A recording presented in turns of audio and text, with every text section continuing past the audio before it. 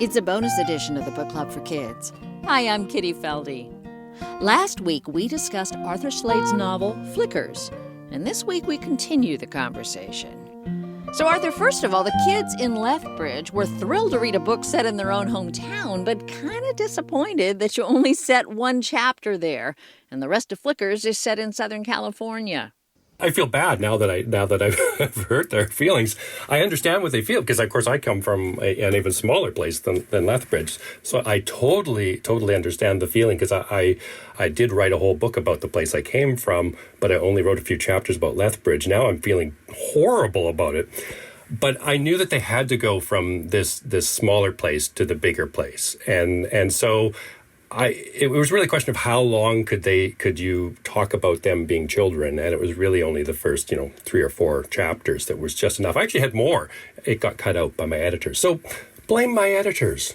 Well, the details of Southern California seem very familiar to me, who grew up here. Did you live here for a while? To be honest, I've only been there once, and I was only there when I was how old was I? 11. We went to Disneyland, and we went on tours to the different. So that's like 1978 or something like that.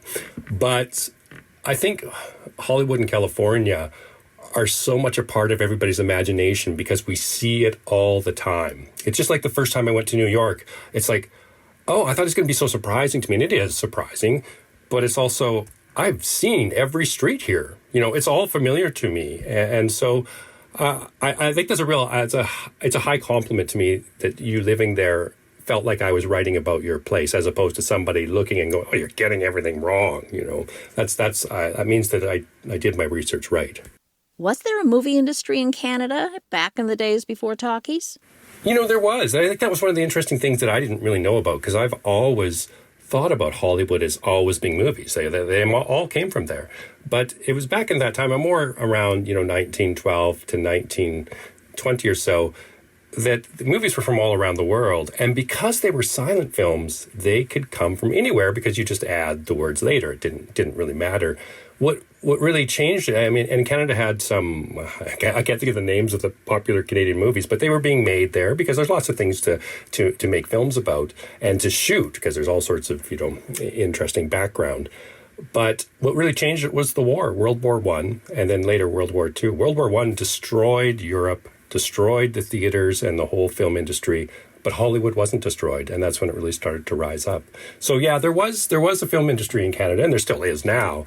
But it certainly, once that war, was done, the other film industries never bounced back to the same amount. There's some scary stuff in Flickers, so how dark, how dangerous, or how graphic can you get when you're a middle grade writer? You want to go as dark as you can, in the sense that you want it to be truly frightening. You don't want it to just feel like, oh, that wasn't too dangerous or nothing really bad happened. I think for me, I wanted people to feel a real tenseness. There's only a couple really horribly gross scenes in it, but the tenseness is there kind of all the time. The curiosity, the mystery, and the fright that there's something, horrible behind that door. That's the kind of feeling I was always trying to get. And then every once in a while, I just do something really gross, and that gets people's attention. I will say that the editors didn't cut anything out, so that's good. Any of the gross parts, I should say, just the long parts about Lethbridge, they didn't leave in. How different is middle grade fiction coming from Canada from that's written in the United States?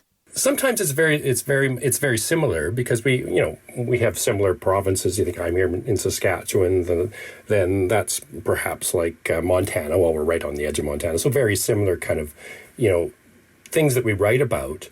The Canadian writers tend to write about smaller things in a way, just because when we think of America's a bigger country and it kind of goes all around the world, and Canada does too. But we feel like sometimes nobody looks at us. How would I put it that way?